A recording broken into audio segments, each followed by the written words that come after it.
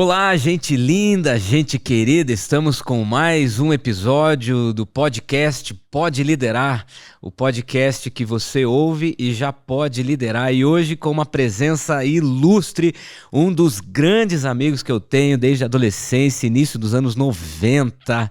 Muita gente que ouve isso aqui nem imaginava nascer nos anos 90 e nós estamos aí com essa amizade linda. Matheus Stadler Góes, seja bem-vindo, querido. Obrigado, Dani. Prazer estar aqui com vocês, compartilhando um pouquinho da nossa experiência. E estar aqui contigo depois de tantos anos de amizade, né? Pois Estamos é. aqui papeando agora ao vivo com tecnologia. Nossa. Bom demais. Bom demais. E olha só, o tema do nosso bate-papo hoje é sucesso, sucessão e carreira vencedora. Olha só, nós estamos diante de um grande empresário, multimusicista, o cara que toca bateria como poucos, guitarra, violão, pratica esporte, cara do basquete, nós já jogamos voleibol, campeonato de dupla na Unifil, areia, o cara joga beach tênis, futebol é craque, o cara é um monstro e muita coisa, e um mega empresário, empreendedor, uma mente criativa, e é sobre isso que nós vamos falar. Vamos explorar um pouco da tua história, Matheus, principalmente a história de sucessão. E falando em sucessão, você viu isso, nosso primeiro quadro, um comentário a respeito de uma notícia que saiu recentemente, agora em junho, na revista Isto é Dinheiro, que não é mais revista, agora é site, né? Escrito por César Souza. A maioria das empresas familiares não resiste ao desaparecimento dos seus fundadores. A sucessão continua sendo o maior calcanhar de Aquiles desse tipo de negócio. Infelizmente, os casos de sucesso são mais exceção do que a regra, em especial quando trata-se da passagem da segunda para a terceira geração. Você é sucessor do seu pai, Amado Góes, nós já vamos entrar no mérito, mas você deve acompanhar as estatísticas a respeito de sucessão familiar de grandes empresas. Sim, Dani, a gente acaba acompanhando por sermos uma empresa familiar, né? E a gente sabe que as estatísticas não são boas quando a gente olha o índice de mortalidade das empresas da primeira geração para a segunda, da segunda para a terceira. E os números não são bons por N motivos, que eu acho que a gente vai conversar sobre isso. Mas, de fato, a gente acompanha um pouco desse movimento. E as empresas familiares, elas são predominantes aqui no Brasil, né? Um comentário do LinkedIn. O fracasso ocorre, portanto, quando a riqueza é removida dos beneficiários de forma involuntária. Você acabou de mencionar. Perdas causadas por crises econômicas, decisões erradas, tributações, oportunidades desperdiçadas, gastos com litígios e outros tantos eventos que removem ativos de seus donos. Artigo publicado pela Exame em 2022. A sucessão empresarial é um dos maiores desafios que uma empresa familiar enfrenta ao longo de sua história. Independente do porte do setor de atuação, é fato que toda empresa com esse perfil passará por ao menos um processo sucessório. Enfim, todos esses comentários aqui dos grandes canais de comunicação aí voltado para o mundo corporativo fala de um tendão de Aquiles, né? De um fracasso, de um percentual. Você saberia dizer o percentual de sucesso e fracasso assim, da sucessão familiar? Tem, Dani. Tem a estatística diz assim, isso é a pesquisa do ano passado, 2022, elas falam que o PIB do Brasil, 65% do PIB do Brasil é representado por empresas familiares. Quanto? 65%. Uau, é muito. É muito. Então, ou seja, 65% do PIB são de empresas de família, de donos, de primeira, de segunda e terceira geração. E 75% dos empregos gerados no Brasil vêm de empresas familiares. Uhum. Muitas vezes é um nicho de mercado que não é negligenciado muitas vezes. Né? A condição, né? O Brasil é um país de alguma forma nocivo para montar negócios, para criar empresas, para o empreendedorismo. Então, mas é uma representação grande quando a gente olha para tudo que o Brasil produz. Né? Então, a representação é grande. E quando a gente olha o índice de mortalidade, a estatística não muda muito nos últimos 10 anos. 70% a 75% morrem da primeira para a segunda. Uau. Ou seja, ficam 30% das empresas que nascem na primeira, elas permanecem na segunda, 70% morrem. Da segunda para a terceira, e nós estamos falando aí talvez de 50 anos, 60 anos, mais 50, mais 60, estamos falando de 150 anos, isso cai para 10 a 12. Então, de 100 empresas que nascem na primeira geração, passam 30, da segunda para a terceira passam 10 a 12. Uau. Quando a gente vai para a quarta geração, nós estamos falando não existe mais. 3%. Uhum. Então, assim, o índice de mortalidade é grande. E aí, morreu mesmo, ou se o negócio prevaleceu, a empresa foi vendida, enfim, já tem outros acionistas. Então, assim, nós estamos falando da mercearia ali da esquina, mas nós estamos falando de Ford, BMW, Mufato. Então, agora, para entrar especificamente na tua história, quem é você, quem você representa, qual é a tua empresa, qual é a tua formação, você é casado contra quem, quantos filhos? Essa aí é clássica, tradicional. Né? Bom, eu me chamo Matheus Góes, eu sou empresário, sou CEO da Hidronorte hoje, a empresa que meu pai fundou. A Hidronorte foi fundada, fizemos 42 anos, agora dia 2 de setembro. Você foi homenageado. Foi homenageado, né? E eu tô como CEO da Hidronorte desde 2007. Vamos fazer quase 18 anos já. Cara, bastante tempo já, Matheus. Mais 3 ou 4 anos eu já tô, metade da história da Hidro tá na minha gestão. Uau! Então já dá para dizer que a segunda geração prevaleceu. Tá aí, não fui mandado embora, a empresa não quebrou, né? Então estamos aí. Sou casado com a Claudinha. Claudinha, minha amiga de infância. E o Luca com 9 anos, tem um filho que é o Luca com 9, a Manu com 6 aninhos, são as minhas joias, o meu porto seguro. Uhum. E, enfim, meu pai é o fundador do negócio, ele fundou o negócio em 82 e a gente vem nessa jornada de 42 anos com muita história que a gente passou, muitos desafios, acertando mais do que errando. Uhum. Né? E esse tema da governança, da sucessão, sempre foi um tema que a gente cuidou com muito carinho. Uhum. Né? Obviamente a nossa estrutura familiar não é uma estrutura muito complexa, isso facilita a empresa de ter um planejamento sucessório, mas precisamos passar por sucessão, passagem de bastão, diferenças de estilo de gestão, de estilo de liderança. Então uma jornada bonita e que tem bastante historinha para... Qual que é a tua formação? O que te fez chegar em termos de capacitação técnica para chegar até aqui? Eu brinco que eu escolhi, mas fui escolhido, né? Então, nascer numa família onde você tem um pai que ele é um empreendedor, né? Você acaba vivendo aquilo desde criança, respirando o dia a dia, respirando o tema nos almoços, nas jantas, na família, né? Então eu fui escolhido automaticamente por esse contexto, mas também escolhi administração, né? Me formei em 96, faz tempo, né? Estamos ficando velho, barbinha branca já. Mas eu me formei em 96 em administração, fiz MBA na Fundação Dom Cabral, pós-graduação também, mas a grande escola foi o dia a dia. Foi na lida mesmo, foi na empresa, foi nos desafios do dia a dia. O grande aprendizado, mas a minha formação é administração de empresas. Eu me lembro, na nossa adolescência, você, me corrija se estiver errado, você ganhou um Golf branco da tua mãe. Famoso. Depois eu lembro que você teve um Palio preto turbo de placas BEZ 2010. Essa é clássica, eu lembro. E foi mais ou menos nessa época, Matheus, eu lembro que você entrou para trabalhar no almoxarifado. Você lembra? Eu tenho essa vaga memória. Foi isso mesmo? Você entrou para trabalhar no almoxarifado da empresa. É isso? Quantos anos você tinha? Foi. Eu tava com 20 anos de idade, eu acho. Certo. E eu comecei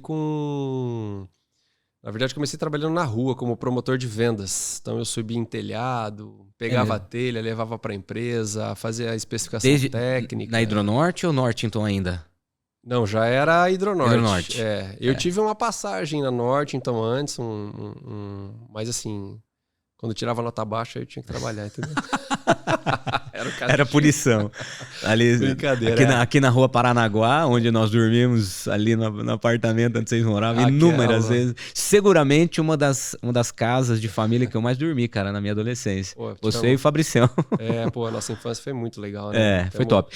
E me diz uma coisa, me fala um pouco você falou de uma estrutura familiar não muito complexa. O Alan, seu irmão mais novo, nunca teve interesse? Quando você começou com 20, ele era um pouco mais novo, mas ele nunca desenvolveu essa vocação para administração? Não, naturalmente não. Ele sempre teve um viés mais por coisas exóticas, né? Na época que...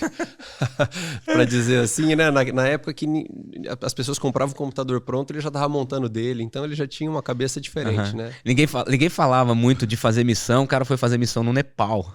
No Nepal, na Índia, né? Com 18 anos. Então, um cara diferente. Tanto é que ele escolheu a psicanálise. E administração. E estuda até hoje, né? Quantos anos faz que ele tá estudando? A vida inteira, né? Tá em Londres há 15. Tchau, Alain. Beijão. E os caras que... Tem uns caras que se formam em psicanálise aqui em Londrina em 6 meses. É muito interessante. E ele ama, né? Que tá lá numa escola britânica, né? Freudiana. Mas ele não se interessou. Então a nossa estrutura familiar é uma estrutura simplificada, né? Um pai, 2 filhos. Certo. Só que eu aprendi num treinamento na Fundação Dom Cabral que você conhece um irmão de sangue quando você divide uma herança com ele. Uhum. A hora que o saco de dinheiro está na mesa.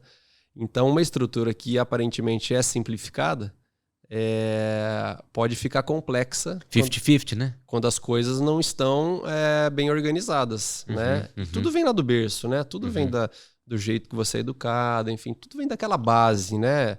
Dos valores que a gente vai ensinando. Então, isso lá na frente em empresas com estruturas mais complexas, onde os negócios vão ficando mais complexos, mais volumosos, mais diversos, as coisas vão se complicando. E se você não tem essa base familiar, se você não tem algumas coisas que parecem simples e pequenas lá no comecinho, depois o tamanho das coisas vão engolindo aquilo que faltou, né? Aquela sementinha.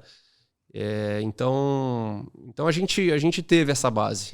Poderíamos ter 4 irmãos, 5 irmãos, eu acho que a gente teria... E assim, no processo de sucessão, eu percebo que teu pai foi muito intencional e ao mesmo tempo ele foi leve em permitir a tua chegada e o teu ingresso e agora teu crescimento exponencial. Ele formou a tua liderança. Você sente que ele foi o teu grande incentivador, a tua grande inspiração? Meu pai, ele foi O meu pai, ele teve assim a sabedoria de dar espaço. Ele deu as oportunidades. E, obviamente, ele ao dar espaço, ele também media como é que estava caminhando o filho naquela direção que ele imaginava, né?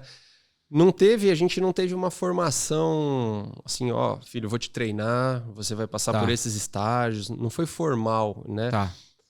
Mas a oportunidade que ele, né, as portas que ele ia abrindo na empresa, nos negócios, e até hoje a gente faz transições de sucessão em alguns tipos de negócios imobiliários e outras coisas que a gente faz, ele vai dando a corda e o aprendizado vem nisso. Porque muitas vezes a pessoa que está deixando os negócios quer engessar ou quer que o sucessor seja do mesmo jeito, quer que tenha as mesmas características.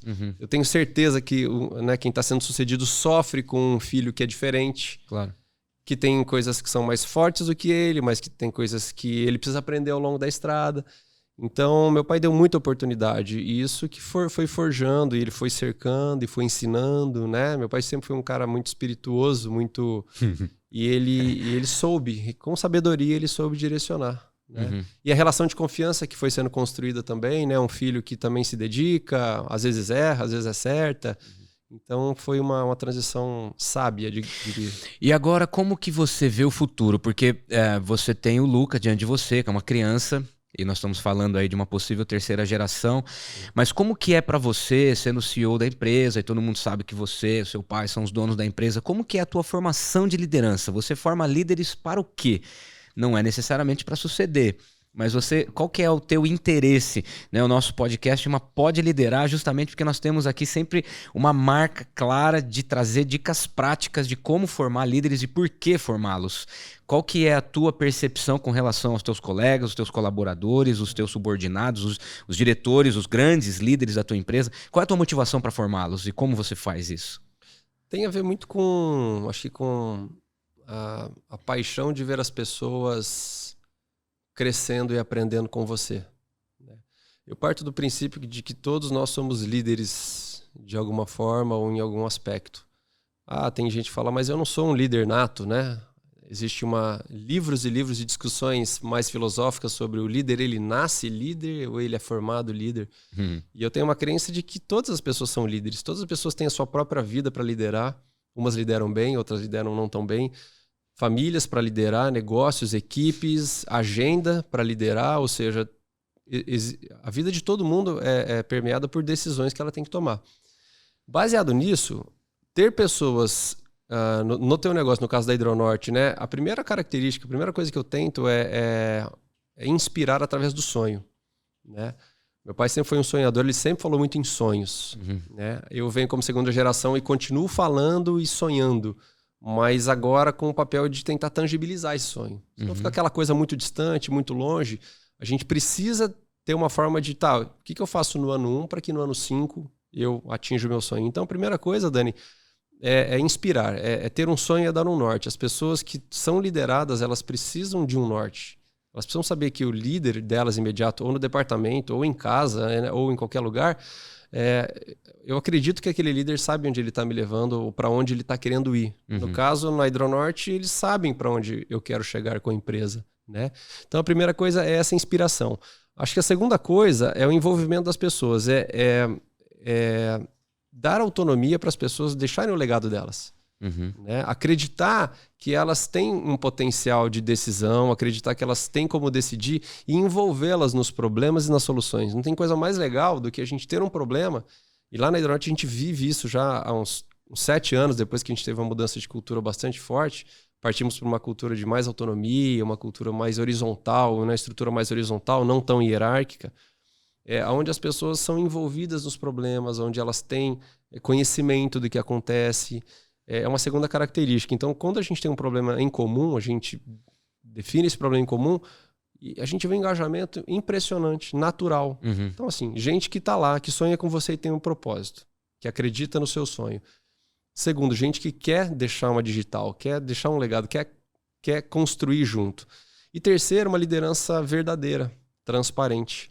Eu acho que o líder ele tem que ter a verdade, né? Uma das pesquisas nas teorias, nos livros de liderança, falam que uma das piores características de um líder é aquele que fala uma coisa e faz outra. Então, a verdade, a transparência precisa prevalecer nas relações de liderança. Então, lá, eu mostro muito minha vulnerabilidade em alguns momentos. Mesmo? Você não tem medo?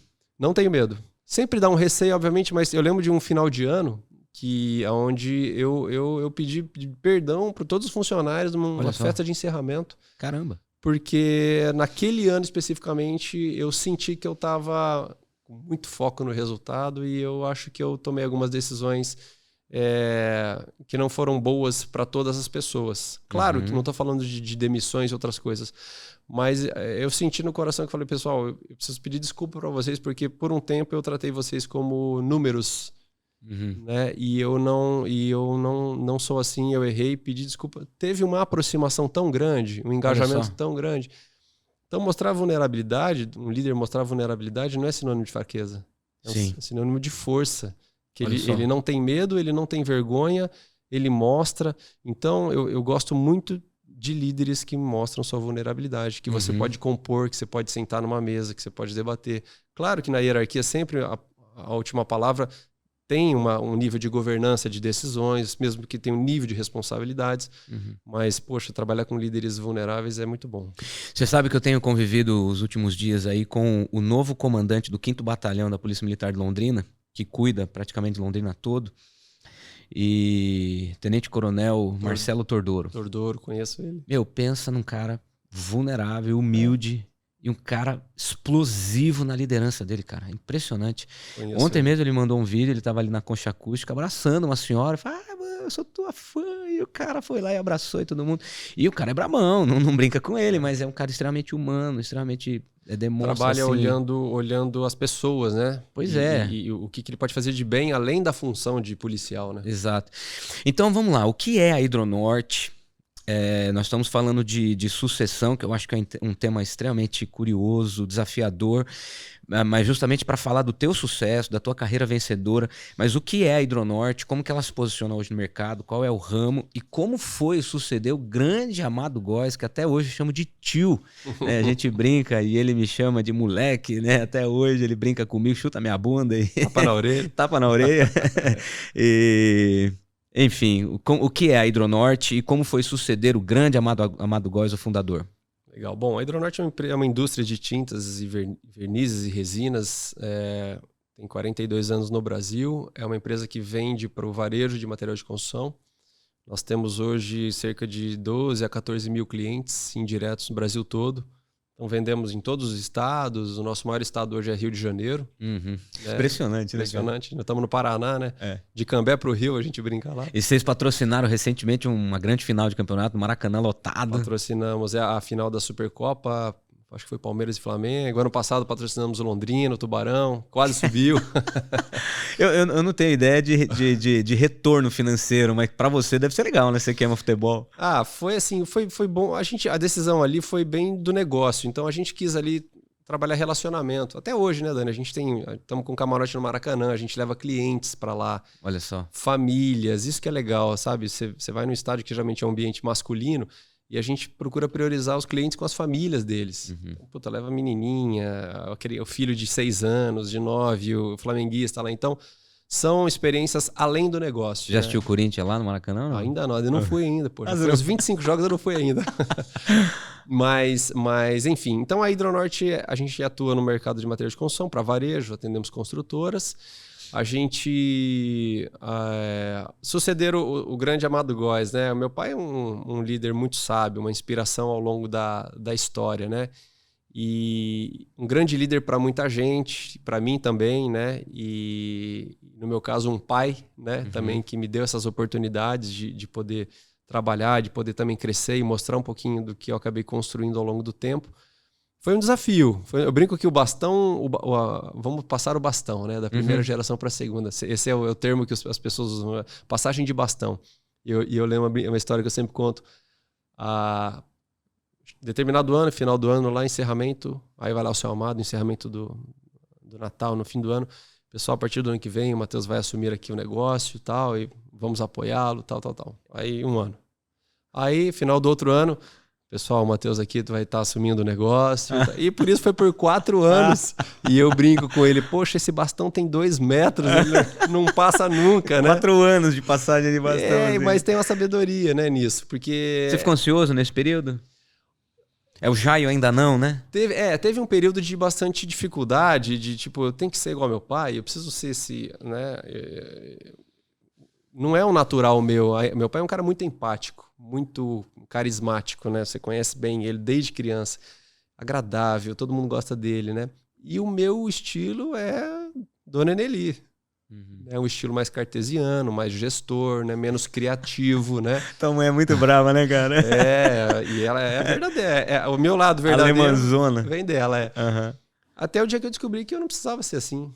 Que eu podia crescer o negócio, aumentar o negócio sem precisar ser quem eu não era naturalmente. Então, teve um período que foi de descoberta, não foi de ansiedade, mas foi de descoberta. Pô, não é isso, é isso aqui mesmo. Matheus, teu jogo é o preto no branco, é assim mesmo e tal. E ir descobrindo isso ao longo é só na jornada, né? Existem hoje consultorias, treinamento que você consegue, mas é no game, é no dia a dia. É você liderando gente que o teu pai que liderava.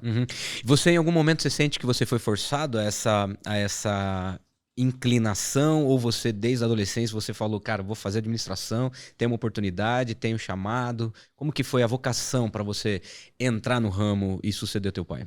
Foi uma escolha, Dani, uma escolha não certeira, como é toda a escolha de um jovem que está escolhendo a graduação. Se for pensar com 20 anos de idade, a gente tem maturidade para escolher o que nós vamos fazer o resto da nossa vida inteira? Não temos. Então foi uma escolha que foi certeira ali em determinado percentual, mas hoje para mim é muito claro, né? O jeito de eu pensar as coisas, de eu pensar os negócios, de eu pensar o mundo, trazem facilidades para o momento que a Hidronorte estava e para onde ela está hoje, para onde ela vai. E eu brinco assim, se eu tivesse que criar uma Hidronorte, talvez não conseguiria. Olha só. E se meu pai tivesse que fazer a gestão de uma empresa já grande, também ele não conseguiria. Olha só, que curioso. Então, cada um no seu quadrado, fazendo aquilo... Na sua época, do seu jeito. Do seu jeito. É verdade. Você sabe que você falou isso agora, parece que é verdade mesmo, cara. É curioso, porque toda essa empatia do Amado, de começar lá atrás, eu lembro que vocês vendiam cheirinho para carro também, não é verdade? Verdade, a gente tinha uma linha automotiva, cara. Né? E popular cheirinho para carro. Né? Isso, olha só. E ele que criou isso. Eu lembro. Foi o primeiro cheirinho de carro criado no Brasil, cara. Olha só como ele é um empreendedor nato. O Hidronorte, o produto, a resina, ele que criou. É uma categoria de produtos que a gente tem liderança, 70% de market share no Brasil. Hoje, assim, eu tô olhando pra parede ali, tem grafiato ali. Essa terminologia vocês ajudaram a cunhar também, né? Grafiato, textura. Grafiato foi uma empresa criada no Brasil, uma tecnologia italiana, Nós compramos essa empresa fazem uns 14 anos atrás. É uma marca da Hidronorte hoje. Olha só, a gente acaba fomentando esse sistema de pintura, né? Que é um sistema não convencional, mas é uma marca. E é nossa, porque a gente comprou a empresa lá atrás, né? Sensacional. Vocês concorrem com ninguém menos que Coral, Souvenir, Grafitex, é isso? Textone? A gente concorre, assim, Dani, o mercado nacional, a gente divide entre as multinacionais, tem Souvenir, Coral, Sherwin-Williams, PPG, e que são empresas multinacionais, e a gente tem as empresas médias, que são 10 a 12 empresas. A Hidronorte está nesse meio da pirâmide, entre as 10 médias empresas maiores do Brasil. E na base da pirâmide tem mais 3 mil empresas de tintas, que são regionais, enfim. A guerra é sangrenta, né? Mas é divertida. A gente fica viciado em resolver problema quando você tem empresa. Quantos funcionários tem a empresa hoje? Estamos com 215 colaboradores, mais 110 homens de vendas. Tá, Brasil. Brasil todo. Nordeste também é muito forte, né, Matheus? Nordeste forte, Nordeste pulsa muito vendas. A gente tem grandes clientes lá, distribuidores. Chegamos a ter CD lá, ficamos por 20 anos com um centro de distribuição lá. Mas é uma região que, pra gente, a gente olha com bastante carinho lá. Sabe, eu tava lembrando agora, a gente falou da adolescência, cara. Você lembra quando a gente bateu o carro em frente à faculdade? Verdade, você tava aquele dia. Tempo a turbo. Estão voando, o carro saiu do nada, dando ré e batemos na traseira. O juvenil aqui foi acelerar o carro. Tempo a turbo, chegando na faculdade, uma rosinha desse tamanho. Querendo mostrar pra todo mundo que o carro é turbo. E a gente não usava cinto naquela época, eu grudei no para-brisa, tomei uma coisa. Fiquei meio grog, você dava risada. Essa, entre outras muitas histórias boas de aprendizagem. Viu? Você acha que a sociedade em geral e as universidades contribuem para o sucesso na transição de uma sucessão familiar, não? Existe alguma disciplina na faculdade, a sociedade? Não, tá muito longe, Dani. Acho que não. Porque a concorrência é sangue nos olhos, né, cara? Não. O planejamento sucessório, que é a ausência de um planejamento sucessório, é a grande causa de mortalidade, né? É quando as famílias não tratam abertamente e com planejamento desse tema dentro da família. E aí acaba se confundindo, em determinado momento, acaba se confundindo patrimônio, negócio ou empresa e família. E essas relações, elas têm, a intersecção dessas 3 instâncias, elas têm conflitos inerentes a elas. Então, quando eu misturo família com patrimônio, né, você entra com a herança.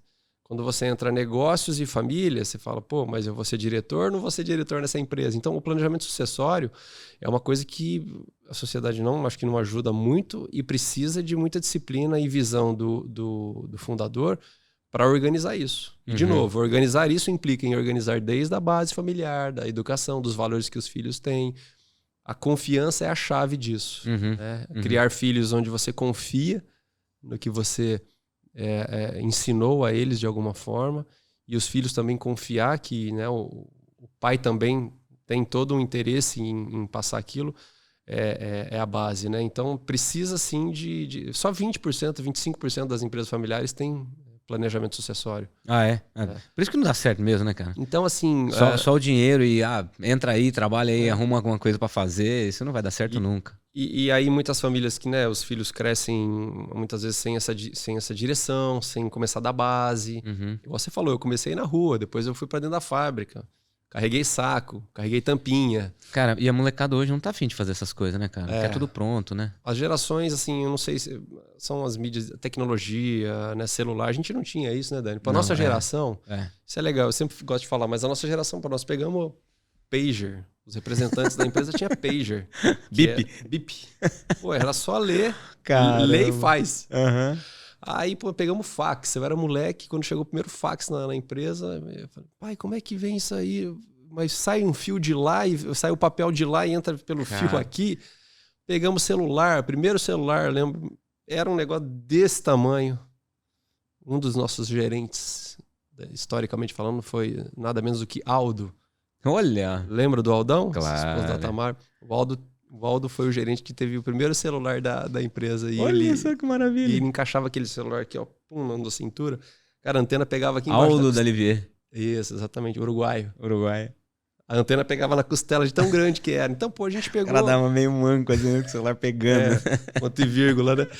Então, a gente pegou essas tecnologias. Então, a gente entender essas gerações que já nascem com uma atenção, mesmo porque eles estão vendo a gente com isso todo o tempo, a gente precisa aprender. E a gente gosta, né, do celularzinho, né? Gosta. Na rede social. Não, a gente virou um vício, né? Virou uma droga do momento, né? Inclusive nossa. Então, aprender essa molecada aí é um desafio. Desafio, cara. E viu, eu fui na... É importante mencionar isso, que apesar de você falar que a estrutura familiar não é complexa, mas eu vejo a tua mãe, cara, ela é muito intencional com a família, né? Ela sempre... Eu lembro quando a gente viajava pro Atol das Rocas, em Guaratuba, na praia. Viajamos muito pra lá. E na casa, esses dias eu fui jantar na casa da tua mãe, ela queria fazer uma bacalhoada pra mim e pra Camila, a gente foi lá, ficou umas 3 horas juntos lá, choramos, rimos, foi maravilhoso. E ela mostrou a casa toda, né? A casa tem uma arquitetura meio peculiar, mas ela fez questão de mostrar o lugar dos netos, né? E tem lá o quarto dos netos, ela faz questão de mimar e ela não tá nem aí. Ela mima mesmo. Mesmo, tá nem aí. E ela preserva isso de querer a família junto. Você, seu pai e seu irmão viajam juntos todo ano, né? Só vocês 3. Como é que é, assim, pra vocês 3? É divertido? É um ritual? Faz parte? Vocês sentem falta? Do que vocês falam nessas viagens? É a viagem que a gente faz uns 6 anos já. Sempre a gente viaja nós 3 e a gente, pô, conversa de tudo. É um momento, por exemplo, é um fórum, é uma viagem de lazer curta, mas não deixa de ser um fórum onde a gente conversa sobre as coisas dos negócios, a gente comunica melhor as coisas, a gente se alinha em relação a tudo. Fala de política, fala de futebol, fala de tudo. E são viagens onde a gente fala dos negócios. Como é que estão os negócios, como é que tá indo. E aí, Alan, como é que você tá? Quais são os seus planos? Né? Meu pai com a velha pergunta, vai voltar pro Brasil? Não vai? Né? Então, e os netinhos, né, cara? Como é que... Então, e nós somos um núcleo bem unido, assim, né? Então, sempre a gente tá junto. Os priminhos, quando se juntam, é uma alegria para todo mundo. E minha mãe, ela gosta, ela faz questão dessa união. Ela é muito raízes, assim, no sentido de família, né? Então, são valores que a gente vai... E diante desse grande desafio de manter a empresa familiar e tal, modéstia à parte, o sucesso do Matheus, pessoal, como que você se vê hoje na empresa? A geração Amado Góes passou mesmo? Ou ele ainda tem assento, ele ainda conversa com grandes fornecedores, grandes compradores, ou a empresa está 100% na tua mão? E emendando com tudo isso uma pergunta, né? Historicamente, a empresa encolheu ou expandiu? Dani, o meu pai ele já não tá mais nos negócios, já fazem, acho que uns bons anos aí, talvez 6 ou 7 anos, né? Que todas as decisões elas passam, mas naquela transição lá em 2007, 2006, ele ficou um bom tempo ainda com algumas áreas, né, estratégicas, como por exemplo a área financeira, né, a parte do caixa da empresa, que é uma coisa importante de cuidar, né, e eu fazia questão que ele ficasse. Eu queria mais era desenvolver produto, mercado, profissionalizar, né, esse tema da profissionalização caiu na nossa prova lá em 2008, 2009. Eu, com 24, 25 anos, contratei headhunter para entrevistar executivo de mercado. Entrevistei mais de 30 pessoas no ano. Diretores de multinacional, gente com 50, 60 anos. E eu, moleque de 25, entrevistando a turma lá. Olha só, cara. E tinha uns caras que dava até medo de entrevistar. Os caras vinham com uns terno caramelo, assim. Eu falava, nossa. 8 botões, assim. Botões transpassados, sapato sem meia. Eu falei, meu, o que eu vou perguntar pra esse cara, meu? O que eu sei?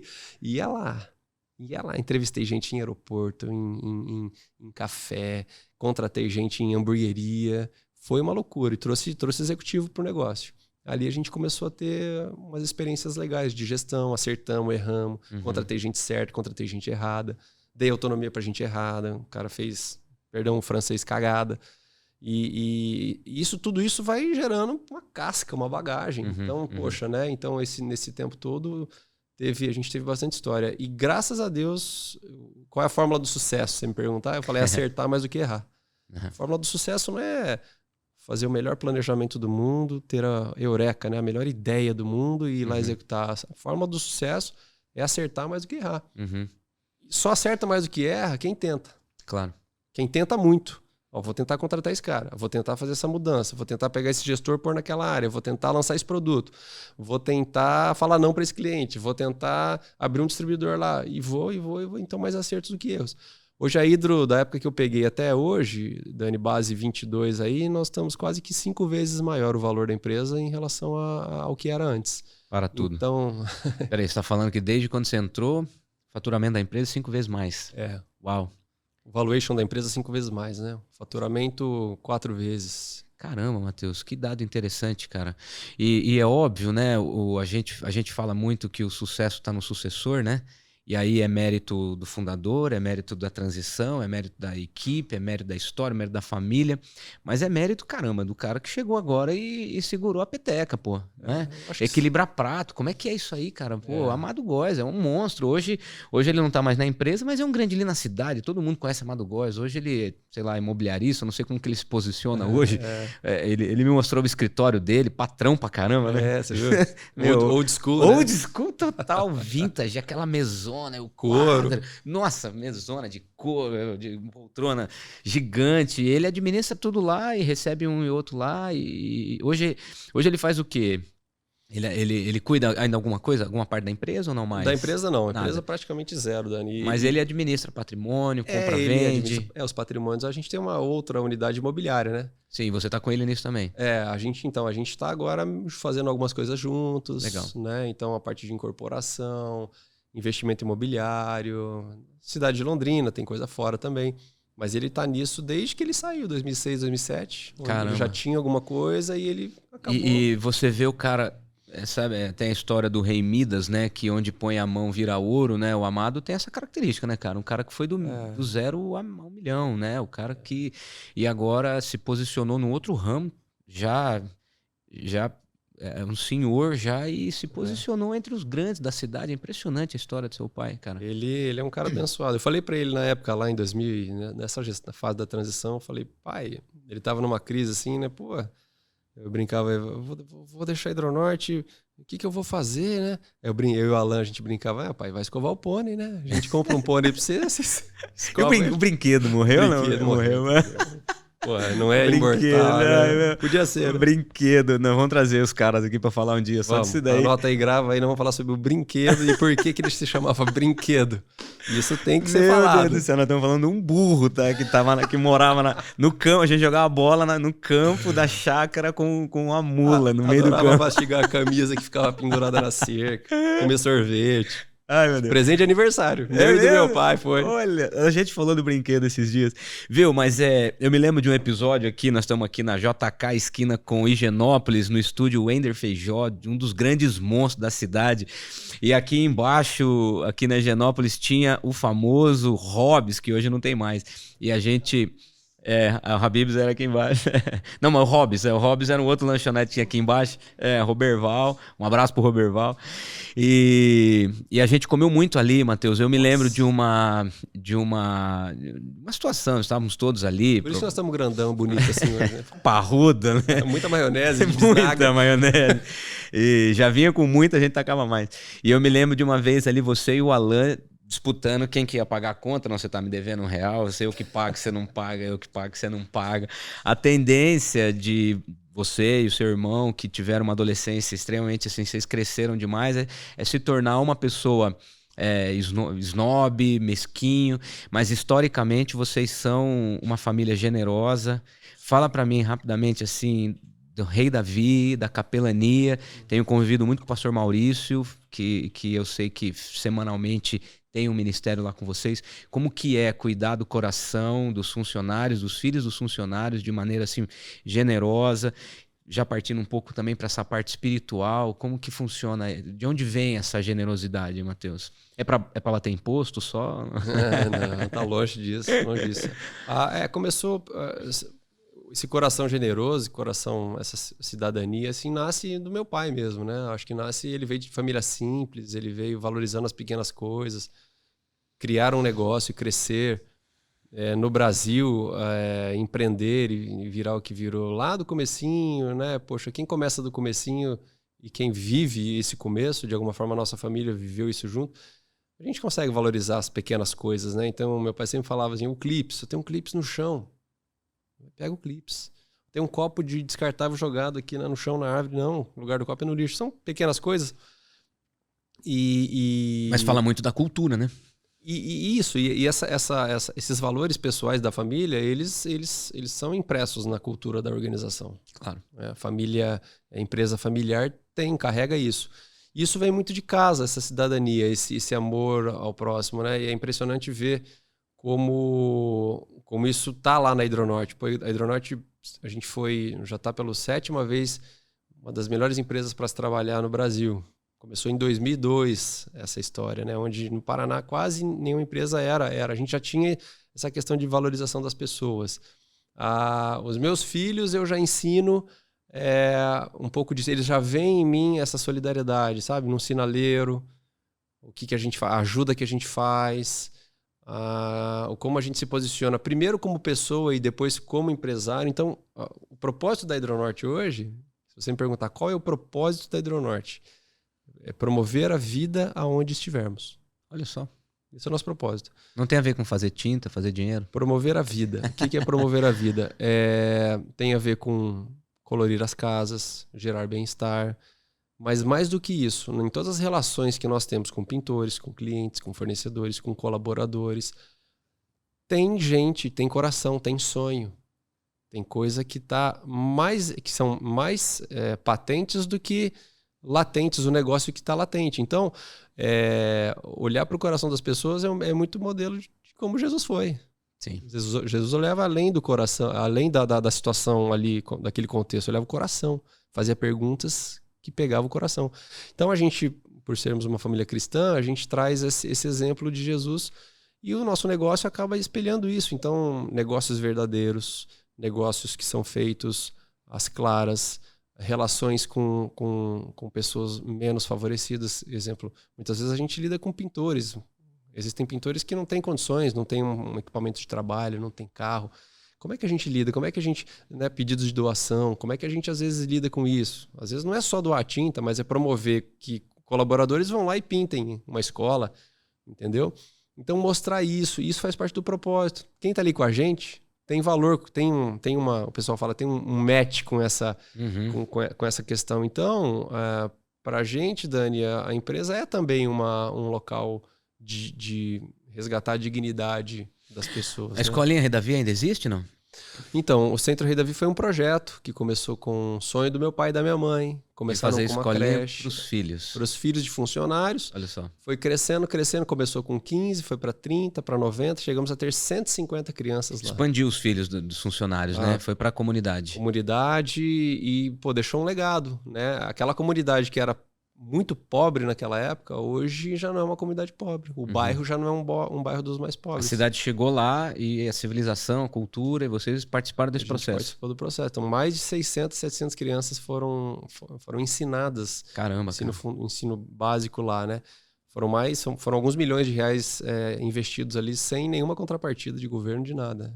100% particular. 100% projeto social da Hidronorte. Caramba, cara. Ele se encerrou porque ele cumpriu o papel dele. Já o propósito da creche do Centro Rei Davi era um propósito de cuidar de crianças muito pobres, certo, de famílias arrebentadas. À medida que as coisas foram melhorando, foram ficando escassos esses casos. E aí a gente passou a ter que pegar ônibus e buscar crianças em outros locais. Aí começa a aumentar o risco, aí a gente precisou pausar e parar o projeto. Então, o projeto... 15 anos de projeto. Desconheço escolas que vão buscar na casa, assim, com ônibus. Daí começa a ficar uma outra coisa, né? E a capelania? Vocês têm um trabalho de trazer a espiritualidade semanal? Como que funciona? Qual que é a ideia por trás disso? Tem. É um projeto também que tem mais de 35 anos. Todas as segundas-feiras, das 8 às 9, é um momento que a gente chama de vida relevante. Vida relevante. É um momento onde a gente... compartilha com os colaboradores alguns valores, né, que estão na Bíblia, que estão no modelo de Jesus ali. E isso todas as segundas-feiras, nunca falhamos nesses 35 anos. E tem N histórias, mais centenas de histórias de pessoas que passaram por ali, que puderam olhar para um outro lado da vida que estavam negligentes, né? Pessoas que mudaram, se transformaram. Então tem muita história bonita ali. É um projeto que a gente tem até hoje, é uma capelania mesmo. E os funcionários, eles gostam de participar, ou eles vão porque é meio obrigatório, ou é realmente assim inspirador e todo mundo quer ir? Como funciona? É facultativo, a gente não obriga ninguém a ir, mas tem muita adesão, né? As pessoas vão. A gente também agora está fazendo transmissão pelo YouTube, né? Então, assim, não necessariamente fisicamente as pessoas têm que estar. Temos um projeto de expandir isso para a rede de pintores no Brasil inteiro.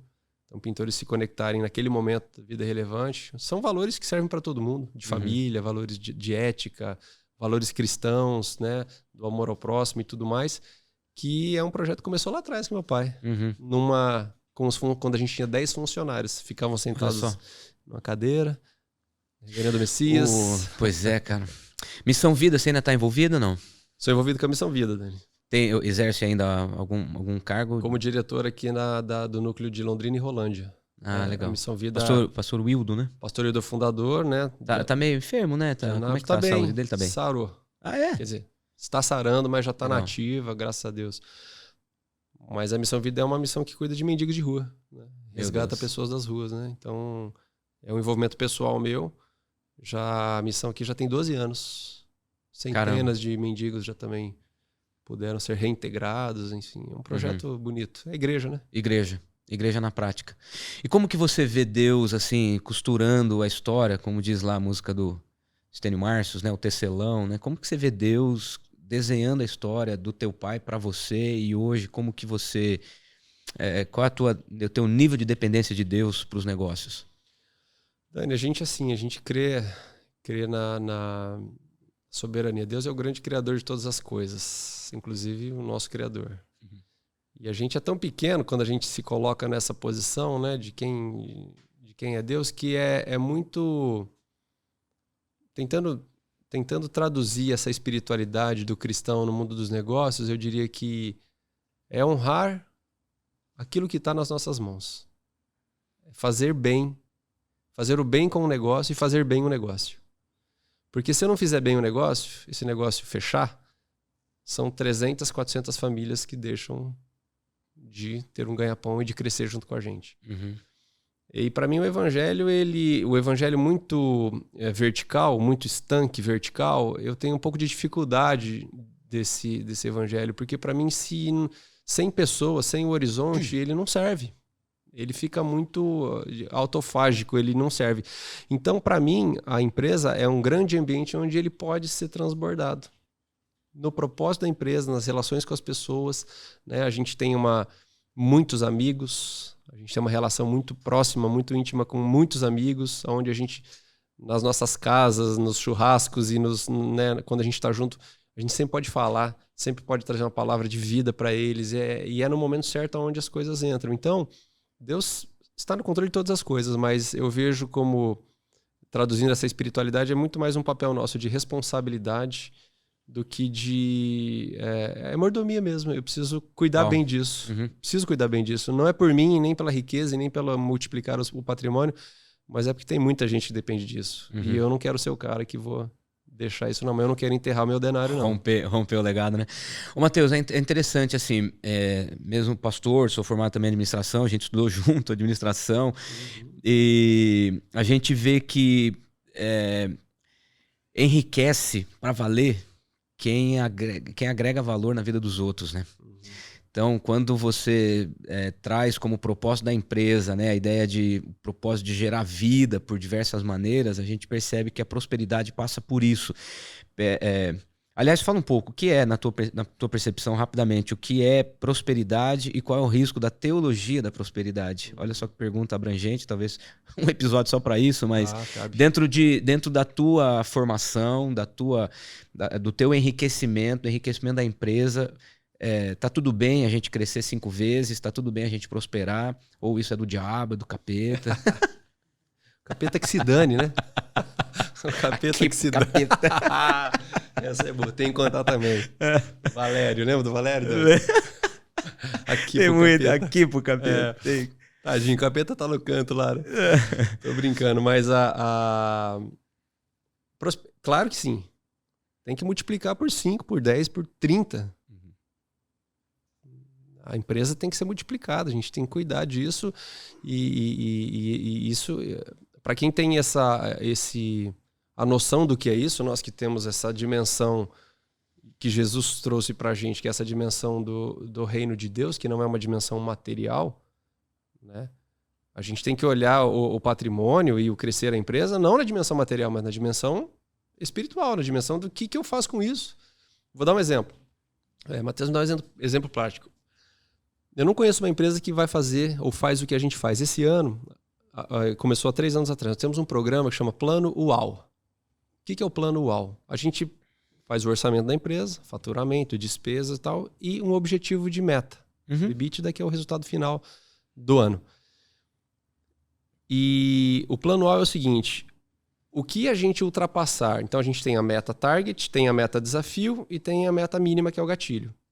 A meta desafio, o que a gente passar da meta desafio, 50% desse recurso é dividido com todos os funcionários. Caramba, velho. O lucro da empresa é dividido. O que é isso? Isso é compartilhar a riqueza. Certo. Compartilhar a riqueza é... De forma prática, dinheiro no bolso mesmo. Dinheiro no bolso. Cheque individual divide pelo número de funcionários. Espécie de PLR, não? Uma espécie de PLR voluntária, não indexada a nenhuma lei. O que é isso? Isso é o exemplo prático do que eu estou falando. Né? Precisava fazer isso? Eu ganhei, todo mundo ganha. Porque eles são parte disso. As pessoas trabalham, sonham junto, estão ali, lidam, sofrem junto com a gente, né? Porque é de fato assim, poxa, não é justo, não pode ser assim. Tá vendo como não é material? Se fosse material, porra, nada a ver. Sim. O bolso da empresa, que nós precisamos reinvestir, porque nós precisamos comprar máquina e blá, blá, blá. Ah, mas tem um pedaço que dá para dividir com o pessoal. Tem um pedaço que dá e a gente tá fazendo isso. E esse ano vai ser, se Deus quiser, vai ser um bom resultado. E vocês, assim, cara, olhando pra trás, né, meu? É lindo ver a história de vocês. Eu olhei de perto essa trajetória toda e você se manteve íntegro no tempo todo, Matheus, cuidando da empresa, a própria vida. Olhando pro futuro agora, você pretende trazer o Luca para essa trajetória? A Manu? Como é que é? Os seus sobrinhos, os filhos do Alan? É legal pensar nisso. Eu acho que eu não vou forçar a barra nenhuma. Não sei te responder hoje se eu gostaria ou se eu não gostaria. Por enquanto, a gente está fazendo a fase 1 do planejamento sucessório, que é ensina o teu filho a ser um bom cidadão, a amar o próximo, a de alguma forma ter humildade, porque tudo isso é base se ele for médico, se ele for advogado, se ele for empresário. Se ele escolher a empresa, ele vai ter que seguir os critérios de governança, vai ter que ter formação, se possível uma experiência fora em outro lugar, né? Que são os critérios básicos ali, né? Mas o mais importante agora que eu me preocupo são os valores, são as bases, a base deles, né? O Luca com 9, a Manu com 6. A gente já vê traços de liderança. Claro, os dois, né? O Luca é um líder nato. Caramba. Líder, assim, organiza o teatrinho. Essa semana apresentou um rap lá na escola. Ele fez a música, ele falou, você canta essa parte e tal. Você vê que ele já é um líder, né? Então a Manu já é mais social, né? Mais engraçada, humor mais assim presente. Então a gente já vê os traços, mas os valores servem para crianças de todos os traços, né? Então, poxa, ensinar essas coisas aí... Teve um dia que nós choramos junto, eu, o Luca e a Manu. É mesmo? Com um mendigo de rua. Olha só. Paramos ali e o mendigo veio pedir, eu comecei a conversar com ele e tal. Tava eu, o vendedor da loja, o mendigo, chorando, nós 3. Porque esse cara contou a história dele, sensibilizou a gente. A hora que eu olho pra dentro do carro, o Lucas chorando. Tadinho. Pai, tem que ajudar ele, pai, tem que ajudar ele. Cara. Putz, cara, quanto custa isso? Quanto você pagaria pro teu filho ter um coração assim? Então, ou seja, Deus tá nisso. Exato, você já percebe um coração ali com valores do cristianismo, né? Ô, Matheus, e como que você pretende manter o sucesso pessoal? E você já está diversificando as entradas, tal, o ramo. Como que você pretende manter o teu sucesso pessoal e o sucesso da empresa? Como que você se vê daqui 5, 10? Como você vê a empresa daqui 5, 10 anos? A gente tem sonhos ainda, né, Dani? Tem sonhos... Tá na vez, né, Matheus? 45 você fez esse ano já? Cara, estamos no ápice, cara. Não para jogar bola, né? Amanhã tem biribol, né? Tem biribolzinho. Confirmou a presença, né? Confirmei, mas tô com pubalgia, não tô conseguindo nem dormir direito, cara. Tá difícil. Depois dos 45 machucou. E eu tô indo pro acampamento, velho, acampamento de pré. Mas estamos falando do que mesmo? Eu perguntei como que você se vê 5, 10 anos de a empresa. Então, os sonhos, eles estão aí. O melhor momento, 45 anos, momento bom de inspiração. Inspirar e de conseguir executar, porque antes você sonha muito, erra bastante, né? Depois, com 60 anos de idade, você já está mais cansado, não tem energia, então o momento é bom de sonhar sonhos mais arrojados. E quando você tem um time bom, as pessoas certas no lugar certo, e um time que você pode confiar, que eles vão vir junto na jornada, dá para sonhar. Então a gente está com sonhos bastante arrojados para a empresa. Talvez como nunca antes. É mesmo? De crescimento, de resultado. Então a gente tem aí... Estamos num planejamento de 3 anos. Meta para 3 anos e sonho para 5. Porque meta para 5 está longe demais. Né? Tá. E na parte imobiliária também. Estamos com vários projetos aí encaminhados e se Deus quiser, indo bem. Já começando e com histórias boas de... Depois te conto, de histórias bonitas. E é isso, estamos sonhando, cara. Pra gente ir partindo pro finalmente já, qual é o valor da Claudinha? Esses dias a gente foi viajar, né, cara, no feriado de carnaval, e ficar junto em família, a estrutura da amizade, ela continua subindo, o patamar é diferente, né? Como que você vê pro grande empresário ter uma esposa que é fiel a Deus, os desafios da vida conjugal, os desafios da educação de filhos, o que isso tem, como que isso está relacionado com a tua carreira profissional e de sucesso? Família é Porto Seguro, né? Começa com a esposa, Claudinha, nós conhecemos a igreja, né? Então, poxa... Estamos falando da Claudinha, né, cara? Claudinha. Era uma das duas que eu gostava. Ela não gosta que eu falo isso. Tinha 2 polacas, uma era ela. E a outra, quem será? Não dá. Não vai falar agora. Morreu. Mas a gente, começamos com amigos, né? Na igreja naquela época lá. Os tempos bons demais que a gente viveu. Mato Grosso, Restauração, Quírios, Living Tempo, e Davi Silva, Noite Papo 10. Que delícia, hein, cara? Churrasco sem cervejinha, né? Só lanche, né? Lanche com dois lanches do Hobbs com um tubo de maionese para cada lanche.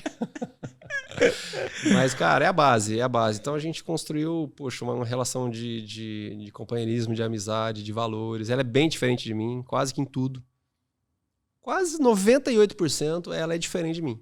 Você gosta de madeira, eu gosto de vidro. Ela gosta, só no Corinthians não, Corinthians é corintiano. Aí dá pra torcer legal. Mas ela acha que o filho tem que falar assim, eu acho que tem que falar assado. Eu sou mais macro, ela é mais micro. N diferenças. Mas, cara, a beleza tá aí, a beleza do amor tá aí, tá em ceder, tá em ver, né, tudo que é bom da outra pessoa. E vem os filhos e vem consolidando isso. Então eles são Porto Seguro. Qualquer viagem hoje que é sem eles, inclusive aquela viagem que a gente faz só nós 3, todo mundo fala, nossa, é o paraíso. Cara, não é. Há 2, 3 dias. Esposa e filhos é a vida, né? Você precisa estar com eles, né? Então, cada vez mais, você ficar sozinho, a tolerância vai encurtando. Né? Porque é com eles. Então, essa é a dinâmica. E, cara, não quero parecer aqui já o pai do ninho vazio, né, cara? Mas o Dani tá com 16, você conhece, cara cheio de sonhos. E ele já está planejando o ano que vem estudar fora, cara. O coração fica pequeno já. Putz, cara, quando viu já foi. Aqui, um ombrinho tá aqui, tá, né? Não, tá louco, eu não vou nem falar disso aqui. Cara, quem são os líderes que mais te impressionam e que talvez mais marcaram a tua história? Dani, eu vou falar assim, ó. Meu pai foi um grande líder, o primeiro que eu acho que trouxe inspiração, né? O jeito dele fazer negócios, o jeito dele lidar com as pessoas, né? Sempre relaxado, né? Cara, teu pai é incrível. Sempre tranquilo. Sempre uma piadinha, sempre zoando, uma tiradinha. É uma inspiração. Eu não sou igual a ele, estou longe de ser e nem quero ser. Mas tem muito aprendizado. Muita coisa que a gente, então, se inspira no exemplo, né? Jesus, sem espiritualizar, mas um grande líder, porque ele olhava além da situação. Ele olhava o que estava por trás do coração das pessoas. Ele olhava no andar de cima. Né? E isso é um desafio para um líder, que o líder ele tende a olhar muitas vezes o problema, né? O problema engole, as soluções sempre a curto prazo, as decisões sempre são de curto prazo. E às vezes a gente esquece que a nossa vida, nós temos mais 40 anos pela frente. E às vezes a decisão de agora não precisa ser tão assim. E, né? E o plano de agora não precisa ser tão, não precisa ir tão rápido, né? Calma. Então aprender isso é vários livros que falam sobre o lado líder, né, de Jesus. Sim. E eu estava pensando também aqui, um líder que me inspira pelo jeito dele é o Bernardinho. Sensacional. Já trouxe ele alguma vez? Não? Ainda não, cara. Mas vale a pena, né? Ainda não, vamos trazer. Um dia, se Deus quiser, vamos trazer. Por que o Bernardinho? Claro, ele foi vencedor, ele tem resultado, entregou resultados, mas pelo jeito verdadeiro, transparente de ser com o time dele. Na entrevista, em quadro, ele é aquele cara. Integridade. Integridade, transparente, tem muito valor isso. As pessoas confiam em quem é transparente. As pessoas confiam em quem fala a verdade, cumpre a verdade. E ele era daquele jeito. Explode quando tem que explodir. Né? Você imagina, legal ele com o filho dele, né? Quando ele era técnico, o filho era... Não, igual a todo mundo. Igual a todo mundo. E então, o cara, assim, cara brilhante, um grande atleta, né? Então, poxa, é um líder que inspira por esse aspecto da verdade, de ser um cara transparente e de ir pro game junto. Legal. Vamos pro game, vamos sofrer. E livros? A gente sempre deixa uma sugestão de livros. Que tipo de literatura você recomenda, assim? Talvez para sucessão, não sei se existe uma bíblia da sucessão familiar ou algum livro que você esteja lendo agora, que está marcando a tua trajetória de liderança. O que você diria? De sucessão existem vários livros, né? Eu recomendo acessarem o Instituto IBGC, que é Instituto Brasileiro de Governança Corporativa. Legal. Eles têm bastante literatura sobre isso, né?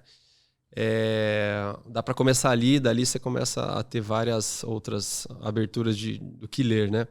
E de liderança, tem muitos livros, mas tem dois que me marcaram quando eu estudava sobre esse tema, que um era Os Desafios das Equipes, do Patrick Lencioni. É um livro estudado, inclusive, em MBAs, assim, e de fato, na prática, é um livro muito, muito legal. Tem um outro livro que é O Desafio da Liderança, do Cousins e do Posner, que é um livro um pouco mais robusto, que fala exatamente o papel do líder, como o líder se posicionar. Um livro sobre a liderança na prática, né, nos diversos estágios de tamanhos de equipe das empresas, é o Pipeline da Liderança. Legal, eu já li esse livro. Esse livro é muito bom. E tem um que é um livro gospel, que fala sobre liderança, que é O Último Degrau da Liderança. Isso eu não conheço. Que esse livro fala que o último degrau da liderança é o serviço, é o líder que serve. Sim. Então tem um viés mais teológico, mas é inspiracional também. O bom líder se serve por último, né? É um livro também. Enfim, fantástico esse último aí, O Último Degrau da Liderança. Fica aí a dica. Estudei quando eu fiz teologia, isso é antigo, hein? Ó, que legal.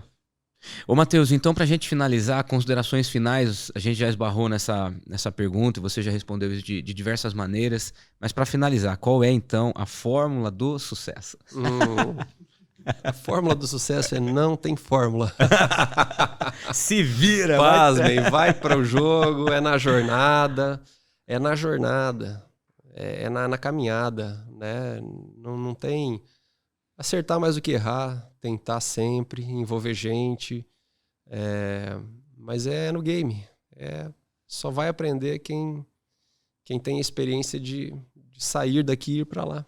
Só tem a experiência de sair daqui e ir para lá. Quem saiu daqui foi para lá. Então, é na jornada. Os desafios vão se apresentando e tem que tentar organizar e priorizar problema. Pô, tem 15 problemas. Vamos priorizar, vamos resolver esses 2 aqui. Então, não tem fórmula mágica. Tem muito trabalho. Mas tem uma coisa que é mágico para mim, que não é fórmula, mas é mágico. Não murmure. É mesmo? Uau. Isso para mim é um valor espiritual. Eu aprendi com meu pai essa. Não murmurar nunca. A murmuração traz o foco no copo meio vazio, traz o foco no problema. A murmuração te cega para a solução. Tem um monte de linhas que a gente dá para defender.